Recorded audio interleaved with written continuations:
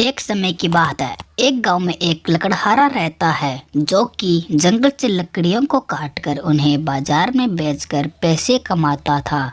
जो भी पैसे उसे लकड़ी बेचकर मिलते थे वह उसी से अपना और अपने परिवार का पालन पोषण करता था। एक दिन वह जंगल में रोज की तरह लकड़ी काटने के लिए गया और नदी के किनारे एक वृक्ष से लकड़ी काटने लगा।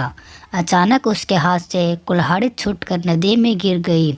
इससे लकड़हारे को बहुत दुख हुआ और वह नदी में कुल्हाड़ी ढूंढने का प्रयत्न करने लगा, लेकिन उसे नदी में अपनी कुल्हाड़ी नहीं मिली। इस बात से लकड़हारा बहुत ज़्यादा दुखी था और वह नदी के किनारे बैठकर रोने लगा। जब वह नदी किनारे रो रहा था तो लकड़हारे की आवाज़ सुनकर नदी से भगवान प्रकट हुए। भगवान जी ने लकड़हारे से पूछा कि तुम क्यों रो रहे हो। इस पर लकड़हारे ने शुरू से अंत तक की पूरी कहानी भगवान को सुनाई। लकड़हारे की कहानी सुनकर भगवान को उस पर दया आ गई और उन्होंने लकड़हारे की मेहनत को देखते हुए उसकी मदद करने की योजना बनाई। उसके बाद भगवान जी नदी में गायब हो गए और एक सोने की कुल्हाड़ी लकड़हारे को देते हुए बोले, ये लो तुम्हारी कुल्हाड़ी। सोने की कुल्हाड़ी देकर लकड़हारे बोले कि हे भगवान, यह कुल्हाड़ी मेरी नहीं है।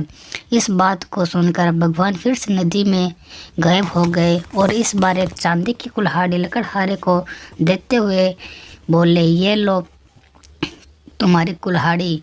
इस बार भी लकड़हारे ने यही कहा कि यह कुल्हाड़ी भी मेरी नहीं है और मुझे सिर्फ मेरी कुल्हाड़ी चाहिए। भगवान ने फिर में से नदी में गायब होकर एक लोहे की कुल्हाड़ी निकाली और लकड़हारे को देते हुए कहा, ये लो तुम्हारी कुल्हाड़ी। इस बार लकड़हारे के चेहरे पर मुस्कान थी क्योंकि यह कुल्हाड़ी लकड़हारे की थी। उसने कहा, हे मेरी कुल्हाड़ी है। भगवान ने लकड़हारे की ईमानदारी से खुश होकर उसे सोने और चांदी की दोनों कुल्हाड़ियाँ भी उसे लकड़हारे को दे दी। इससे लकड़हारा खुशी खुशी घर चला गया।